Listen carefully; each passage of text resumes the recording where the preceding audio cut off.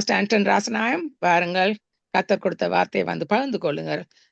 110 நாடுகளும் நாங்களும் அவளாய் நிற்கிறோம் கேட்பதற்கு. God bless you. Praise the Lord sister, praise the Lord நேயர்களே. இன்றைக்கு நாங்கள் எப்படி ஸ்வீட் எவாஞ்சலிசம் செய்வது என்பதை பற்றி நான் உங்களுக்கு கற்றுத்தரலாம் என்று நினைக்கிறேன். எப்படி ஸ்வீட் எவாஞ்சலிசம் ஒரு ஜெபத்துடன் ஆரம்பிப்போம். கிருபையும் இரக்கமும் பரிசுத்தமும் நிறைந்த எங்கள் அன்பு தகப்பனே, உம்முடைய ஒரே பேரான குமாரனாகிய இயேசு கிறிஸ்துவை இந்த உலகத்துக்கு அனுப்பி மனுக்குலத்தின் பாவங்களுக்காக சாபங்களுக்காக அந்த சிலுவையில் இரத்தம் சிந்தி மரித்து எங்களுக்காக மரித்து உயிர்த்தெழுந்த உயிரோடு இருக்கிற ஒரே ஒரு தெய்வம் ஆண்டவராகிய இயேசு கிறிஸ்து. ஒன்றான மெய்த்தவனாகிய உம்மையும் நீரன்பினவராகிய இயேசு கிறிஸ்துவையும் நாங்கள் இந்த உலகத்தில பிரசங்கிக்க எந்தெந்த நாடுகளில் கேட்டுக்கொண்டிருக்கிறார்களோ, இந்த காலம் விதைக்கின்ற காலமாக, விதைக்கின்ற வசன வருஷமாக இருக்கிறது. இந்த காலத்தில குட்டுக்கும் நன்மைக்கும் தீமைக்கும் உள்ள ஒரு போரை நாங்கள் பார்க்கிறோம். அந்த போரில நன்மைகளை செய்கிறவர்கள் வெல்ல வேண்டும். ஆண்டவரே, இப்படியாக ஒவ்வொரு தேசங்களில் இருக்கிற ஒவ்வொரு தமிழ் கிறிஸ்தவர்களும் அந்தந்த தேசங்களில ஒரு எவாஞ்சலிசத்தை இயேசுவை அறிவிக்க ஸ்வீட்ல நின்று சொல்ற அளவுக்கு நாங்கள் தகுதிப்பட நீங்கள் வேதாகமத்தை அறிந்திருக்க வேண்டும். அப்படியான வார்த்தைகளை நீங்கள் அறிந்திருக்க வேண்டும் என்று நான் உங்களுக்கு கற்றுத் தருகிறேன். துதி கன மகிமை ஒன்றான மெய்த்தவனாகிய உமக்கை செலுத்தி ஆண்டவர் என்ற பெருமாகிய இயேசு கிறிஸ்துவின் நாமத்தில் ஒருவரையும் ஆசீர்வதித்து ஜெபிக்கிறேன். நல்ல பிதாவே, ஆமென். நாங்கள் எங்களுடைய தேவன் ஒன்றான மெய்த்தேவன் என்பதை நீங்கள் அறிந்து கொள்ள வேண்டும். நாங்கள் யோவான் 17ஆம் அதிகாரம் 3வது வசனத்தில ஒன்றான மெய்த்தேவனாகிய உம்மையும் நீர் அனுப்பினவராகிய இயேசு கிறிஸ்துவையும் அறிந்து கொள்வதே நித்திய ஜீவன். இன்மைக்கு பின்பு மறுமையில ஒரு வாழுகிற வாழ்வு இருக்கிறது. அந்த வாழ்வில வாழ வேண்டுமாக இருந்தால் இயேசுவை இரட்சகராக ஏற்றுக்கொள்ள வேண்டும். மதங்களுக்கூடாக மறு வாழ்வு இல்லை. அதை நீங்கள் ஆணித்தரமாக வேதாகமத்தை அறிய அறிய நீங்கள் அறிந்து கொள்வீர்கள். இதை நான் ஒரு கிழமையில ஒரு நாள் சனிக்கிழமையில 12 மணிலிருந்து 1:30 மணி வரைக்கும் எக்லிண்டன் பிரிம்லி சந்தியில 12 மணிலிருந்து 1:30 மணி வரைக்கும் ஸ்ட்ரீட் எவாஞ்சலிசம் செய்கிறது. அப்ப நாங்கள் வேதாகமத்தை நன்கு அறிந்திருந்தால்தான் அவர்கள் இப்படி இவர்தான் மெய்யான தேவன் என்பதை ஒவ்வொரு மக்களும் அறிந்து கொள்வார்கள். இதற்கு ஒரு போட் ஒன்று செய்து வைத்திருக்கிறோம். ஒரு பக்கத்துல இந்த வசனம் எங்களுடைய போட்ல இருக்கிறது. ஒன்றான மெய்த்தேவனாகிய உம்மையும் நீர் அனுப்பினவராகிய இயேசு கிறிஸ்துவையும் அறிந்து கொள்வது நித்திய ஜீவன். இவரை விட வேற தேவன் இல்லை. அந்த போட்ல மறுபக்கத்துல எரேமியா 10ஆம் அதிகாரம் 10வது 11வது வசனம். எரேமியா 10 10வது 11வது வசனம் பாருங்கள். 10வது வசனமும் எங்கட அந்த நாங்கள் பிடித்திருக்கிற அந்த ஸ்ட்ரீட் மினிஸ்ட்ரியில இந்த வசனம் போட்டின் மறுபக்கத்தில் எழுதப்பட்டிருக்கிறது. கர்த்தரோ மெய்யான தெய்வம், அவர் ஜீவனுள்ள தேவன், நித்திய ராஜா. அவருடைய கோபத்தினால் பூமி அதிரும், அவருடைய உக்கிரத்தை ஜாதிகள் சகிக்க மாட்டார்கள். அதோட 11வது வசனத்தை நாங்கள் அந்த போட்டின் மற்ற பக்கத்துல வச்சிருக்கிறோம். வானத்தையும் பூமியையும் உண்டாக்காத தெய்வங்கள், இன்றைக்கு மனிதனால உண்டாக்கப்பட்ட தெய்வங்கள், வானத்தையும் பூமியையும் உண்டாக்குனது எங்களுடைய ஒன்றான மெய்த்தேவன் என்பதை நீங்க இந்த வசனங்களுக்கு ஊடாக அறிந்து கொள்ள முடியும். வானத்தையும் பூமியையும் உண்டாக்காத தெய்வங்கள் தான் மதங்களில் இருக்கிற அத்தனை தெய்வங்களும். தெய்வங்கள் பூமியிலும் இந்த வானத்திலும் இராதபடிக்கு அழிந்து போகும் என்பதை அவர்களுக்கு சொல்லுங்கள். ஒரு நாள் எங்களுடைய ஆண்டவராகிய இயேசு கிறிஸ்து இந்த மதங்கள்ல இருக்கிற தேவர்களை எல்லாம் அழித்து விடுகிறவராக இருக்கிறார். பாருங்கள், போராட்டம். எங்களுடைய தேவன் ஜட்ஜாக வரும் பொழுது பாருங்கள், 2 பக்கம் தான் இருக்கிறது. ஒரு பக்கம் நரகமாக இருக்கிறது, மறுபக்கம் பரலோகமாக இருக்கிறது. பாருங்கள், மத்தேயு 25ஆம் அதிகாரத்துல பார்த்தீர்களாக இருந்தால் வலது பக்கத்துல போகிறவர்கள் தேவனுக்கு பிரியமாக நடந்தவர்கள், வேதாகமத்தின் படி ஏழைகளுக்கு இறங்கிறவர்கள், தண்ணீர் கொடுத்தவர்கள், வஸ்திரம் கொடுத்தவர்கள், இப்படியான நன்மைகளை செய்கிறவர்களே அவர் வலது பக்கமாக அவருடைய ராஜ்யத்துக்கும் பரலோக ராஜ்யத்துக்கும். இடது பக்கத்துல போகிறவர்கள் தேவனுக்கு பிரியமில்லாத காரியங்களை செய்தவர்கள். அதுதான் ஹெல்லாக இருக்கிறது, நரகம். அந்த நரகம் ஒதுக்கப்பட்ட இடம். அந்த வசனத்துல நீங்க பார்த்தீர்களாக இருந்தால் மத்தேயு 25ஆம் அதிகாரம், பிசாசுக்கு ஒதுக்கப்பட்ட நரகத்துக்கு போங்கள். தேவன் இந்த உலகத்து மக்களை அவர் நரகத்துக்கு போக அவருக்கு விருப்பம் இல்லை. ஆண்டவராகிய இயேசு கிறிஸ்துக்கு, எங்களுடைய தேவனுக்கு விருப்பம் இல்லை. ஏனென்றால் நாங்கள் தேவனுடைய சாயலானவர்கள், தேவனுடைய உருவத்தின்படி படைக்கப்பட்டவர்கள்.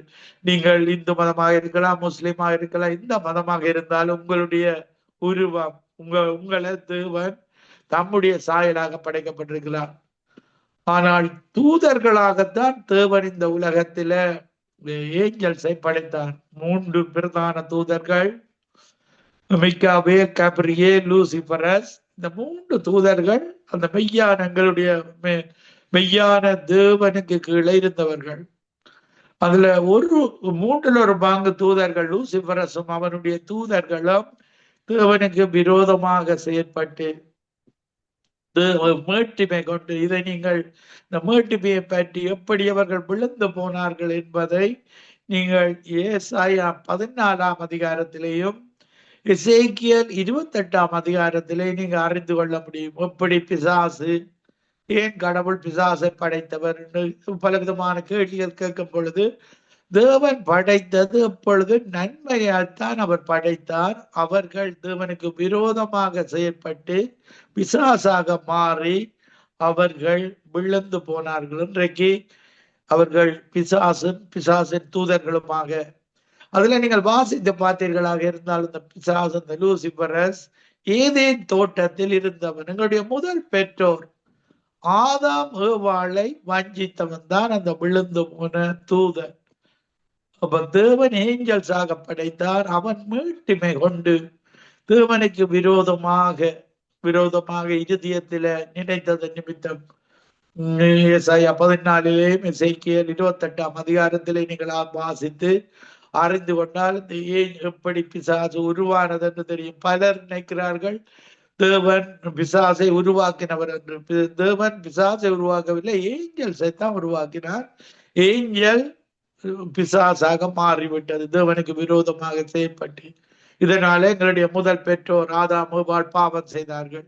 அந்த பாவத்தின் விளைவாக 4ஆம் அதிகாரத்துல பார்க்கும் பொழுது காயின் ஆபேலை கொல்லுகிறான். பாருங்கள், இது அவனுடைய இரத்தம், ஒரு அப்பாவியினுடைய இரத்தம் நிலத்தில் சிந்தப்படும் பொழுது அந்த இரத்தம் தேவனை நோக்கி கூப்பிடுகிறது. அப்ப தேவன் அதற்கு நீதி செய்ய வேண்டும். எங்களுடைய தேவன் எப்பொழுதும், நீங்கள் எந்த மத இடத்துல இருந்தாலும் அவர் நீதி உள்ள தேவனாக இருக்கிறார். கிறிஸ்தவர்கள் பிழை செய்தால் கிறிஸ்தவர்களையும் அவர் திருத்துகிற தேவனாக இருக்கிறார். வார்னிங் கொடுப்பார். சிருஷ்டித்து அதுல இருந்து பரிசுத்த ஆவியானவரை ஆரித்தானவர் எங்களுக்கு பாவத்தை குறித்தும் நீதியை குறித்தும் நியாய தீர்ப்பை குறித்தும் கண்டித்து உணர்த்துகிறவராக இருக்கிறார். இதை நீங்கள் அறிந்து கொள்ள வேண்டும். எப்படி ஏஞ்சல்ஸ் வந்தது, தேவன் தேவன் தேவன் தேவன் தான் இந்த எல்லாவற்றையும் படைத்தவர். அடுத்ததாக நீங்கள் இந்த ஆதியாகமத்தில முதல் 3 அதிகாரங்களை நன்கு அறிந்து கொள்ள வேண்டும். பாருங்கள், இந்த பூமி எப்படி உருவாக்கப்பட்டது. பாருங்கள், இந்த மதத்தில் உள்ளவர்கள் சூரியனை கும்பிடுவார்கள், சந்திரனை கும்பிடுவார்கள், இப்படியான இவைகளை கும்பிடுவார்கள். இந்த மனித கைவேலைகளினால செய்யப்பட்ட விக்கிரகங்களை கும்பிடுவார்கள். எங்களுடைய தேவன் உயிருள்ள தேவனாக இருக்கிறார். அவர் நாங்க எங்களை உயிரோட எங்களை உருவாக்கின தேவன். அவர் உயிர் இல்லாம இருப்பாரா? அதுலதான் நீங்கள் அந்த இந்து மதத்தில இருக்கிறவர்கள், இந்த விக்கிர ஆராதனை செய்கிறவர்கள், நீங்கள் மனிதன் கைவேலையால செய்யப்பட்ட அந்த விக்கிரகத்தில மெய்யான தேவன் இருக்க மாட்டார். எங்களுடைய மெய்யான தேவனை நீங்கள் உள்ளான மனிதனில தேட வேண்டும். இருதயத்திலிருந்து முழு இருதயத்தோடும், முழு ஆத்மாவோடும், முழு பலத்தோடும் அந்த மெய்யான தேவனை தேடும் பொழுது, உள்ளான மனிதனில தேடும் பொழுது, எங்களுடைய கர்த்தரே ஆவியானவர். கர்த்தர் ஆவியாயிருக்கிறார். அவருக்கு சரீரம் இல்லை. இப்ப ஏஞ்சல்ஸுக்கும் சரீரம் இல்லை, விழுந்து போன தூதர்களுக்கு சரீரம் இல்லை. அவர்கள் ஆத்மாவிலே இருக்கிறார்கள். ஆவி ஆத்மாவிலே இருக்கிறார்கள். கர்த்தரை போல கர்த்தர் ஆவியாக இருக்கிறார். அதே போலதான் ஏஞ்சல்ஸ் ஆவியாக இருக்கிறது. அதே போல ஏஞ்சல்ஸாக இருந்து போன பிசாசுகளும் ஆவியாக இருக்கிறது. நாங்கள் எங்களுடைய மெய்யான தேவனை தொழுது கொள்ளுகிறது உள்ளான மனிதனில் இருந்து ஆவியும் ஆத்மாவும். எங்களுடைய ஆவி எல்லா மனிதருக்கும் ஆவி கர்த்தர் தந்த தீபமாயிருக்கிறது என்று நீதிமொழிகள்ல சொல்லப்பட்டிருக்கிறது. கர்த்தர் இந்த உண்டான மெய்யான தேவன் தான் இந்த ஆவியை தந்தவர். இந்த ஆத்துமாக்கள் எல்லாம் எங்களுடைய உயிரான தேவன் படைத்ததுதான். அந்த மெய்யான தேவன், இந்த மெய் தேவன் படைத்ததுதான் எல்லா ஆத்துமாக்களும். இந்த ஆத்துமாக்கள் சொந்தக்காரர், ஆவியின் சொந்தக்காரர். இன்னைக்கு நாங்க உயிரோடு இருக்கிறதற்கு சொந்தக்காரர் எங்களுடைய ஒன்றான மெய்த்தேவன். இந்த மதங்களில் இருக்கிறவர்களுக்கு அல்லது இந்த ரிலிஜன்ஸ்ல இருக்கிறவர்களுக்கு அவர்கள் உள்ளான மனிதனில ஆவியால அவர்கள் தேட மாட்டார்கள். பொதுவாக எல்லா மதங்களிலேயும் அவர்கள் சரீர பிரகாரமாகத்தான் தேடுவார்கள். இப்ப சரீர பிரகாரமாக நாங்க செய்யற காரியங்கள், வேலைக்கு போவது, இந்த கண்களால கைகளால இப்படியான சரீர பிரகாரம் உடலினூடாக செய்கிற காரியங்கள் தான். இப்ப ஒரு பாட்டிக்கு போவது, ஒரு பர்த்டே பார்ட்டிக்கு போவது எங்களுடைய சரீர பிரகாரமாக நாங்கள் அந்த காரியங்களை செய்கிறோம். ஆனால் எங்களுடைய தேவனை நீங்கள் அறிய வேண்டுமாக இருந்தால் உள்ளான மனிதரில் எங்களுடைய ஆவி தேவனுடைய ஆவியோட இணையும். தேவனுடைய ஆவி ஒரே ஒரு ஆவிதான், அது பரிசுத்த ஆவி. அந்த பரிசுத்த ஆவியை பெற்றவர்கள் அந்த மெய்யான தேவனோடு இணைந்து ஒரு பரலோக சந்தோஷத்தை நாங்கள் பெற்றுக் கொள்கிறோம். முதலாக நாங்கள் மறுபடியும் பிறக்கிறோம்.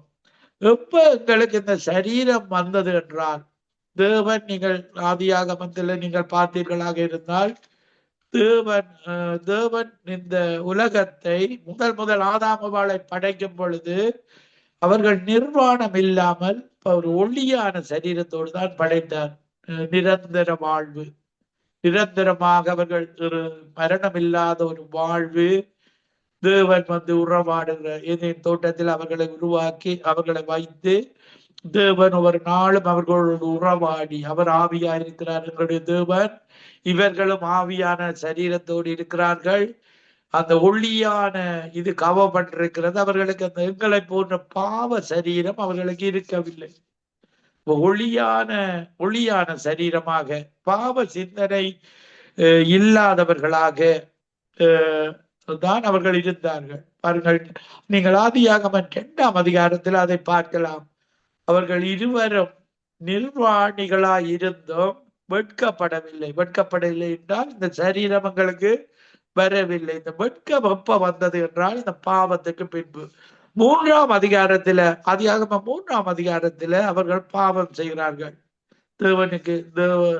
தேவன் அந்த நன்மை தீமை அறியத்தக்க விருட்சத்தின் கனியை புசிக்கலாம், இந்த ஜீவ விருட்சத்தின் கனியை புசிக்க கூடாது. 2 விதமான விருட்சத்தின் கனிகள் அந்த ஏதேன் தோட்டத்துல நடுவில் இருக்கிறது.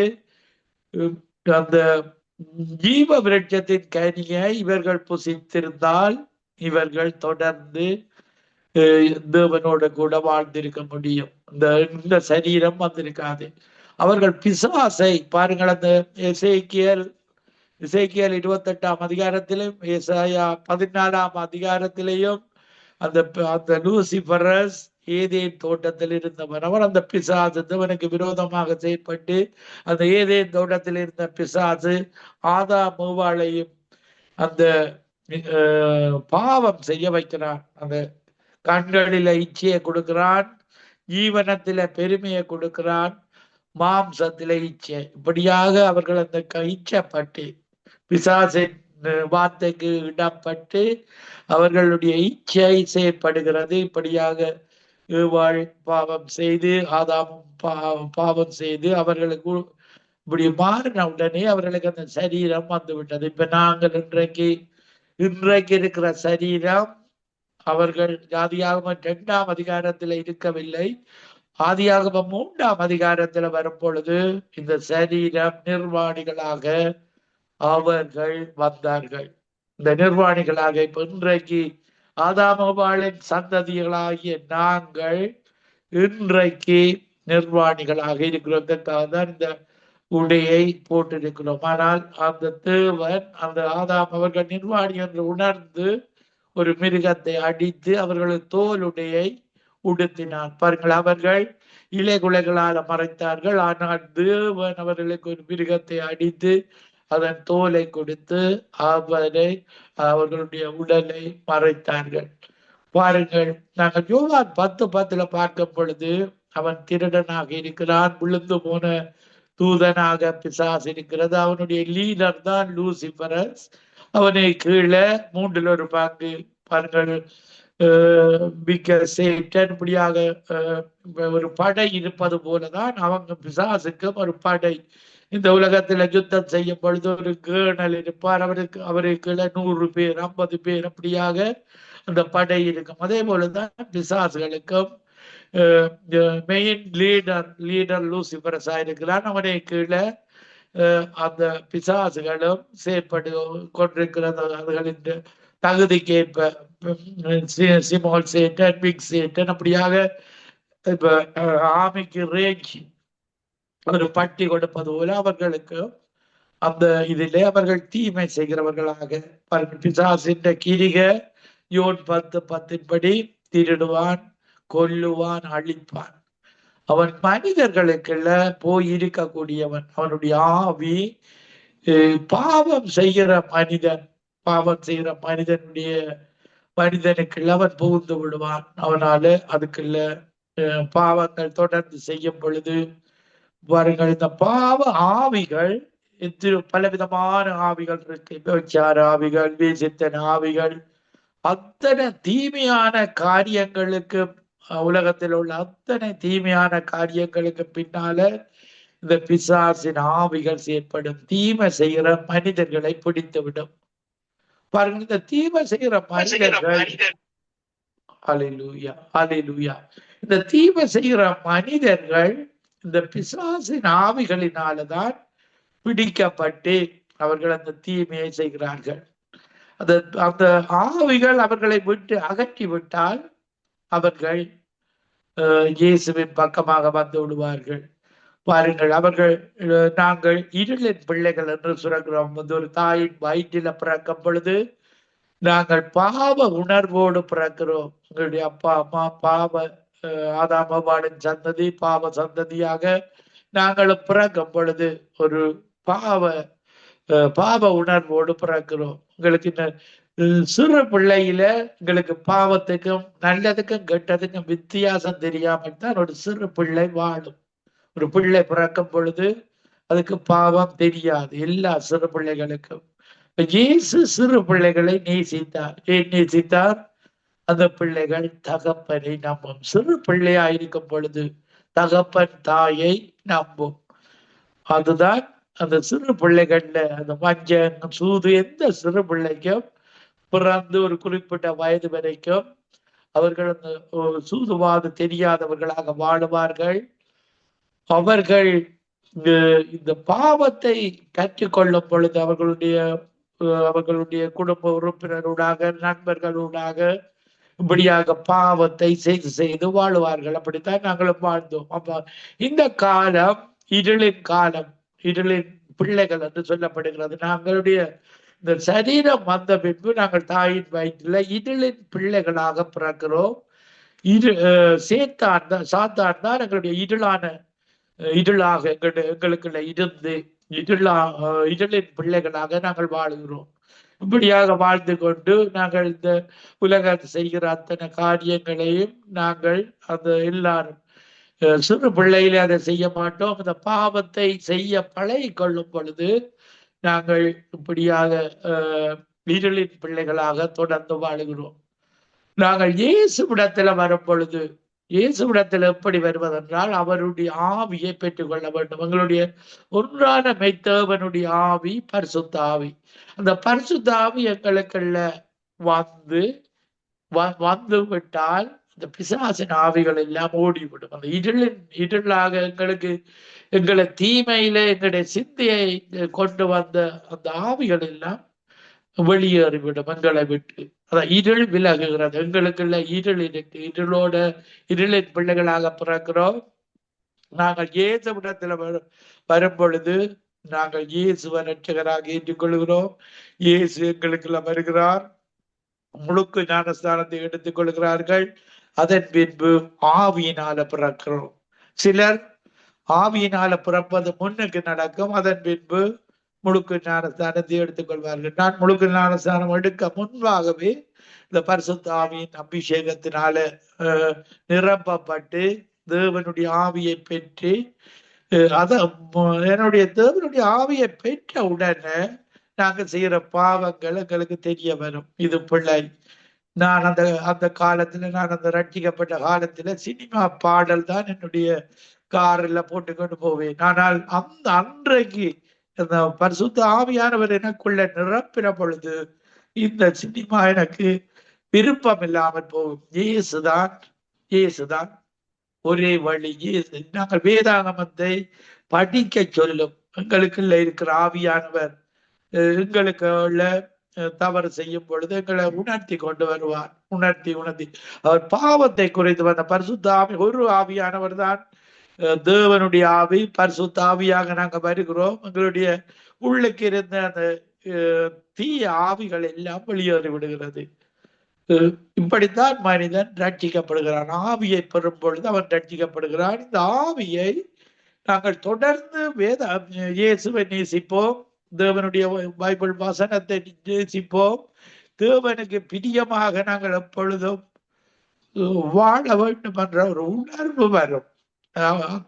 அந்த உணர்வை அவர்களுக்கு தருகிறார் ஆண்டவராகிய இயேசு கிறிஸ்து பரிசுத்த ஆவியானவருடாக. பரிசுத்த ஆவியானவர் இயேசுவைத்தான் எங்களுக்கு கற்றுத் தருவார். வேதாகமத்துல இயேசு எப்படி வாழ்ந்தார், எப்படி நன்மை செய்கிறவராக அவர் சுற்றி திரிந்தார், அவரை போல நாங்கள் வாழ வேண்டும் என்ற ஒரு உணர்வை தருவார். இந்த உணர்வோடுதான் நாங்கள் எவாஞ்சலிசத்தை நாங்கள் செய்ய வேண்டும். அப்படியான ஒரு உணர்வு, அபிஷேகம் பெற்ற உணர்வு. அந்த மெய்யான தேவனை விட வேறு தேவன் இல்லை, வேறு தேவங்கள், இந்த மதங்கள் எல்லாம் அழித்து போகும் என்று நாங்கள் அவர்களுக்கு சொல்ல முடியும். பாருங்கள், இந்த வான மண்டலத்தில பலவிதமான பொல்லாத ஆவிகள் இருக்கு. எங்களுடைய தேவன் பரலோகத்தில் இருக்கிறார். இயேசு கிறிஸ்து இன்றைக்கு அவர் மரித்து உயிர்த்தெழுந்து இயேசுவின் வலது பார்சத்தில இன்றைக்கும் எங்களுக்காக வயிற்று கடங்காத பெருமூச்சோடு எங்களுக்காக பரிந்து பேசிக் கொண்டிருக்கிறார். இன்றைக்கும் எங்களுக்காக பாருங்கள், தேவன் எங்களை பார்க்கும் பொழுது இயேசு எங்களுக்கு இடையில வருகிறார். என்னுடைய பாவங்கள், நான் அறியாமல் செய்த காலத்துல செய்த அத்தனை பாவங்களையும் இயேசு தேவன் எங்களை பார்க்கும் பொழுது இயேசுடைய பிற்கப்பட்ட உடலுக்கு கூடாகத்தான் அவர் பார்க்கிறார். என்னை நீதிமானாக பார்க்கிறார். நான் பாவி அல்ல, அவர் என்னுடைய பாவங்கள் எல்லாம் சுமந்து விட்டார். எங்களுடைய பாவங்கள், அக்கிரமங்கள், சாபங்கள் எல்லாவற்றையும் அன்றைக்கு நான் அபிஷேகம் பெற்ற பொழுது அவர் சுமந்து கொண்டார். ஆனாலும் நாங்கள் அபிஷேகம் பெற்றிருந்தாலும் பிசாசு அந்த பழைய பாவங்களுக்கு கூடாக அந்த சிந்தனைகளுக்கு கூடாக எங்களை அட்டாக் பண்ண வந்து கொண்டுதான் இருப்பான். நாங்கள் வேதாகமத்தை அனுதினமும் அவருடைய ஆவியின் அபிஷேகத்துல இல்லாத வேளையில பிசாசு வந்து விடுவான். நாங்கள் அபிஷேகத்தை மெயின்டைன் பண்ணி கொள்ள வேண்டும். ஒவ்வொரு நாளும் தேவனுக்கு நேரத்தை ஒதுக்கி அவருடைய அபிஷேகத்துல நிறைந்து ஜெபத்துக்கு நேரம் கொடுத்து அவருக்கு பிரியமாக வேற சிந்தனைகள் வரும் பொழுது அவன் பழைய சிந்தனைகளை தான் கொண்டிருவான். எங்களுடைய பாவ சிந்தனைகளை அதெல்லாம் தேவன் கடலுக்கு கீழே போட்டு விட்டார், கிழக்குக்கு மேற்கு தூரமாக எறிந்து விட்டார். எங்களுடைய பாவங்களை பிசாசு தான் எங்களுடைய தோட்சில எங்களுடைய சிந்தனையில அவனுக்கு ஒரு தோட்ஸ போடுற ஒரு உணர்வை அவன் எங்களுக்கு தருகிறவனாக இருக்கிறான். எங்களுடைய தோட்ஸில இயேசுக்கு விரோதமாக அவன் தோட்ஸ் போடுவான். நீ இயேசு உன்னை காப்பாற்ற மாட்டார், நீ இப்படித்தான் கஷ்டப்பட்டு மடித்திடுவாய், நீ செத்து போ என்ற தோட்ஸ் எல்லாம், இந்த சூசைட் தோட்ஸை தருவது பிசாசு. அந்த தோட்ஸ் வரும் பொழுது நீங்கள் அதை இயேசுவின் நாமத்தில் அதை மேற்கொண்டு விட வேண்டும். அந்த தோட்ஸை ஒரு பாவ உணர்வு வரும் பொழுது நீங்கள் வேதாகமத்தில் ஏன் பாவ உணர்வு வருகிறது என்பதை அந்த யாக்கோபு 1ஆம் அதிகாரத்துல நீங்கள் பார்க்கலாம். அவர்கள் சோதிக்கப்படுகிற எந்த மனுஷனும் தேவனால சோதிக்கப்படுகிறவர் அல்ல, தேவன் சோதிக்கிறவர் அல்ல, எங்களுடைய இச்சைகள் தான். நாங்கள் ரட்சிக்கப்பட்டவர்களா இருந்தாலும் எங்களுக்கு சில ஆசைகள் இருக்கும், அது தேவனுக்கு பிரியமில்லாத ஆசைகளும் இருக்கும். பாருங்கள், மற்ற உலக மனிதர்களை பார்த்து சில ஆசைகள் வரும். நாங்கள் அந்த ஆசைகள் இச்சைகள் வரும் பொழுது அந்த முளையிலேயே அதை கிள்ளி அதை எதிர்த்து விட வேண்டும். பாருங்கள், யோசேப்பு ஒரு விபச்சார உணர்வு வரும் பொழுது நான் தேவனுக்கு விரோதமாக பாவம் செய்வது எப்படி என்ற ஒரு உணர்வோடு அவன் அந்த பாவத்தை மேற்கொள்ளாதபடி பார்த்து கொண்டான். பாருங்கள், பாவத்தை செய்தால் நீங்கள் செய்ய பழக்கி கொண்டால் அந்த பாவ கயிறுகளால் எங்களை கட்டி விடுவான். பாவ கயிறுகள், அவன் வாசற்படியில படுத்திருப்பான். பிசாசு வேதாகமத்துல சொல்லப்பட்டுகிறது. பாவ கயிறுகளால கட்டி தொடர்ந்து ஏதாவது ஒரு பாவத்தை செய்வதற்கு எங்களுடைய தோற்றை போட்டு கொண்டே இருப்பான். நீங்கள் அதை எதிர்த்து நிற்காவிட்டால் இது தேவனுக்கு பிரியமில்லாதது. நான் போற இடம் பரலோகத்தை நோய்க்க வேண்டும். இயேசு கிறிஸ்து விரோதமாக நீங்கள் செயற்பட்டால், பாவத்துக்கு இடம் கொடுத்தால், பாவத்துக்கு காரணம் பிசாசாக இருக்கிறது. திருடுவது, கொல்லுவது, அழிப்பது, அநியாயம் செய்வது, பொய் பேசுவது, இத்தனையும் அவன் எங்களுடைய தோற்சில போடுவான். எங்களுடைய தோற்சில பண ஆசையை தருவான். பணம் அவசியது, பண ஆசை கூடாது. இப்படியாக பல விதமான தோட்ஸை போடுவான். அந்த தோட்ஸை நீங்கள் அது ஒரு கற்பந்தரிக்கும். ஒரு மனிதன் பாவம் எப்படி செய்கிறான் என்றால் ஒரு தோட்ஸ் வரும் ஆரம்பத்துல. அது ஒவ்வொரு நாளும் ஒரு களவெடுக்க போறான் என்றால் ஒவ்வொரு நாளும் அதை அந்த கடையை அந்த இடத்தை நோட்டப்பட்டு கொண்டே இருப்பான். ஒரு காதலிக்கிறவன் ஒருவர் என்றால் இப்படியாக ஒரு பெண்ணை ஒவ்வொரு நாளும் அவனை பின்புறமாக தொடர்ந்து அது அனுபவித்து விட்டு விட வேண்டும் என்ற உணர்வோடு தான் பிசாசு செயற்படும். பெண்ணோ ஆணோ அவர்களை அனுபவித்து விட்டு, இயேசு என்றால் குடும்பமாக வாழ வைக்கிறவர் தான் ஆண்டவராகிய இயேசு கிறிஸ்து. பிசாசு இச்சையை கொடுத்து அதை அனுபவித்து விட்டு வேறு ஒரு இச்சையை தேடியோட செய்ய வைக்கிறவன் தான் பிசாசு. இதை நீங்கள் இந்த தேவனுடைய வசனங்களுக்கு ஊடாக, நான் தேவனுக்கு பிரியமில்லாத காரியங்களை செய்யக்கூடாது என்ற ஒரு உணர்வோடு வாழும் பொழுது தேவனுங்களுக்கு பாதுகாப்பு தருகிறவராக இருக்கிறார். பாருங்கள், அவரிடத்துல நாங்கள் இப்படியாக ஊழியம் செய்ய வரும் பொழுது அவருடைய பாதுகாப்பை நாங்கள் பெற்றுக்கொள்ள வேண்டும். பாருங்கள், நாங்கள் இயேசு எங்களுடைய தேவனுக்கு சொந்தமானவர்களாய், belongs to God. மாற்றது அவர் பெரியவர். இந்த உலகத்தில் இருக்கிற பிசாசு 1 யோவான் 4:4 சொல்லுகிறது, எனக்குள்ளே இருக்கிற அந்த பரிசுத்த ஆவியானவர் இயேசு பெரியவராக இருக்கிறார் உலகத்தில் உள்ளவர்களும் பார்க்க.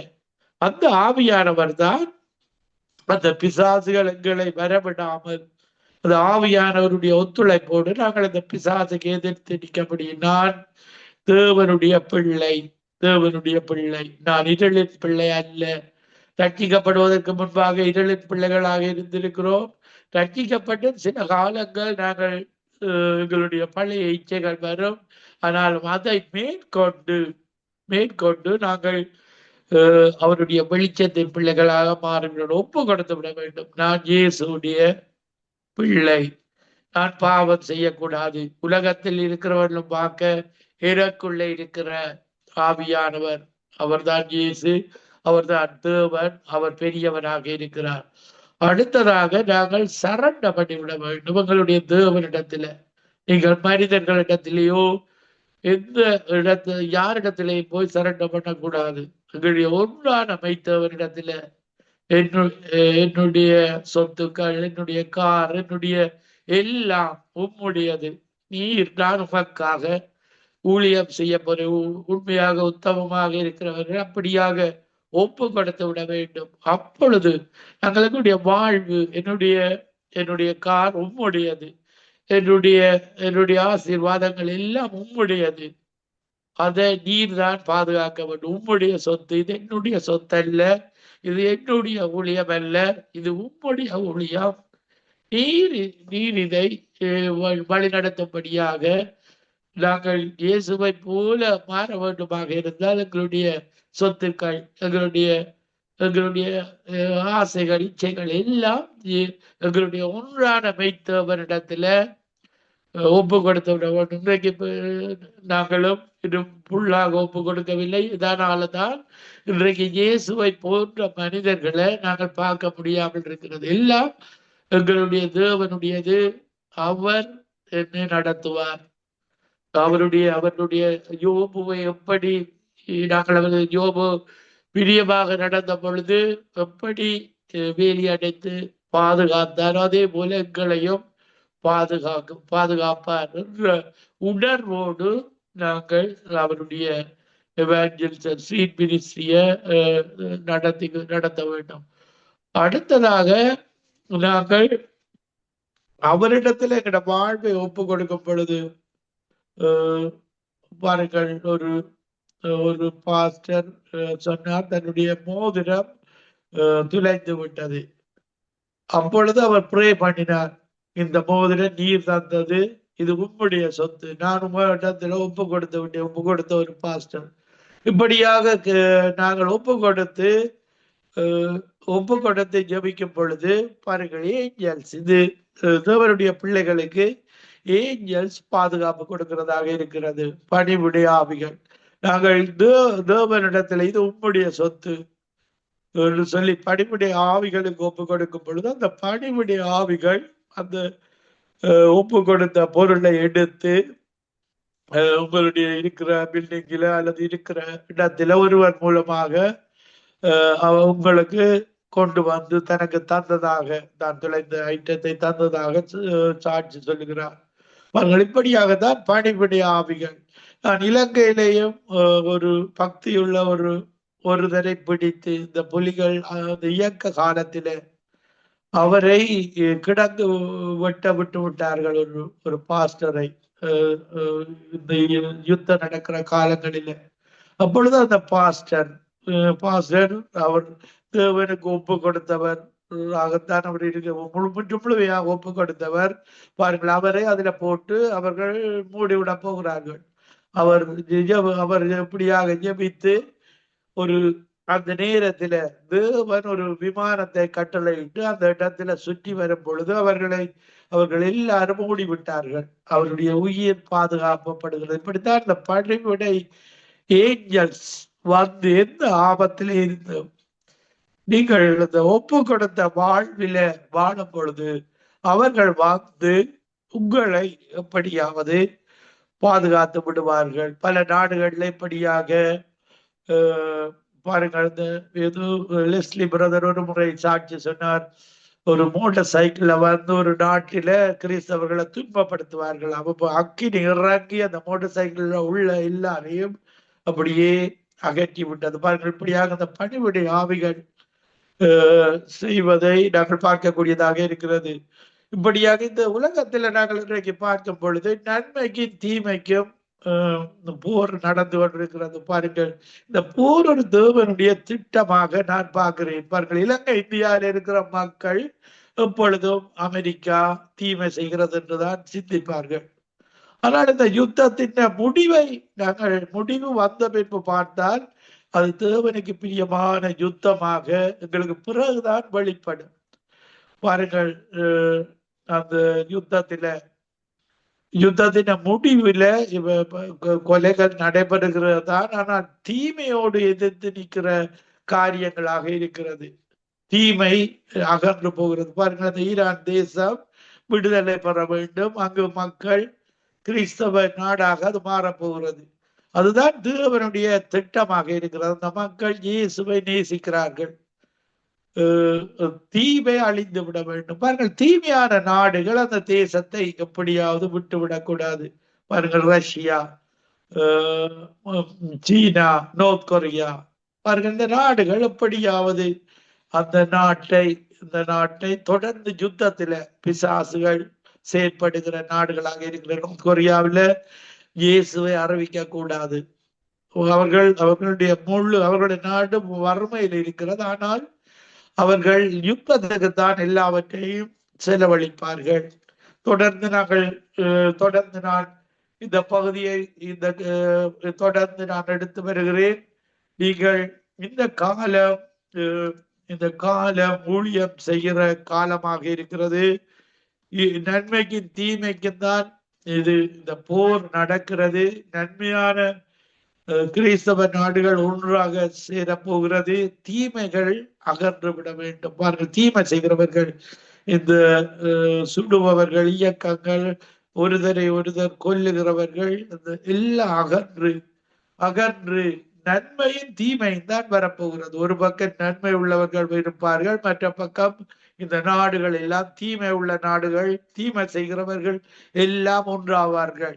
நீங்கள் எந்த நாட்டில இருந்தாலும் இயேசு சில காரியங்களை செய்து கொண்டிருக்கிறார். அவர் செய்வது முடிவில நன்மையை தரும். அதை தீமை செய்கிறவர்கள் எப்படியாவது, தீமை செய்கிற பிசாசுக்கள் அவற்றை எப்படியாவது குலைத்து விட வேண்டும். இந்த நன்மை வராதபடி தடுக்கிறவன் தான் பிசாசு. இந்த நாடு கிறிஸ்தவ நாடாக வரக்கூடாது. ஆனால் சில கிறிஸ்தவர்கள் கூட தவறாக சிந்திக்கிறார்கள். ஆனால் தேவன் செய்வது சரியாக இரண்டாக பிரித்து கொண்டிருக்கிறார். என்னுடைய இந்த கடைசி காலத்துக்குள்ள நெருங்கி கொண்டிருக்கிறோம். அவருடைய வருகை காலம். இந்த காலங்களில ஒவ்வொரு தேசத்தில் இருக்கிற மக்களும் நீங்கள் இயேசுவை, மெய்யான தேவனை நன்காக வேதாகமத்தில் இருந்து அறிந்து கொள்ள வேண்டும். மெய்யான தேவன், பாருங்கள், ஆதியாகமம் 1 அதிகாரத்துல தேவன் வெளிச்சத்தை படைத்தார், சூரியனை படைத்தார், சந்திரனை படைத்தார், மிருகங்களை படைத்தார், பறவைகளை படைத்தார். 6வது நாளில் மனிதனை படைத்து 7ஆம் நாள் ஓய்ந்திருந்தார். 7வது நாள் ஓய்வெடுக்கிற நாள். இப்படியாக பாருங்கள், அந்த சமுத்திரத்துல மீன்களை படைக்கும் பொழுது அந்த மீன்களை அபண்டன்டாக பெருகும்படி ஆசீர்வதித்தார். பாருங்கள், மற்ற தொழில்கள் எல்லாவற்றிலேயும் அறுவடை, ஒரு விவசாயி அறுவடை செய்வது ஒரு பயிரை நட்டு பசலை போட்டு தண்ணீர் ஊற்றி கடைசியில தான் அறுவடையை செய்வான். ஆனால் இந்த தேவன் கடலில, சமுத்திரத்துல அபண்டன்டான மீன்களை அவர் வைத்திருக்கிறார். இந்த பிஷிங் தொழில் மட்டும் தேவனுடைய சீடர்கள் செய்த தொழில். அந்த தொழிலில அறுவடை மட்டும். நீங்கள் வலையோடு போகிறீர்கள், அறுவடை. இந்த விவசாயி செய்தால் என்ன, ஃபேக்டரியில நீங்கள் வேலை செய்தாலே எல்லாம் ஒரு ப்ராசஸுக்கெல்லாம் போகிறது. ஆனால் தேவன் ஆசீர்வதித்த தொழில் ஃபிஷிங். அதுல அறுவடை தான். அறுவடையை அடைந்து கொள்கிறார்கள். நான் ஒரு பாடலை பாடி உங்களுக்காக ஜெபிக்கிறேன். இது விதைக்கின்ற காலமல்லவா, நாம் செயலாற்றும் நேரமல்லவா. இது விதைக்கின்ற காலமல்லவா, நாம் செயலாற்றும் நேரமல்லவா.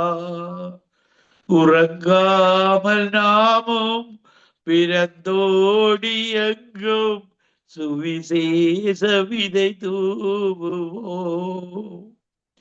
உறங்காமல் நாமும் பிறந்தோடி எங்கும் சுவிசேஷ விதை தூவுவோம்.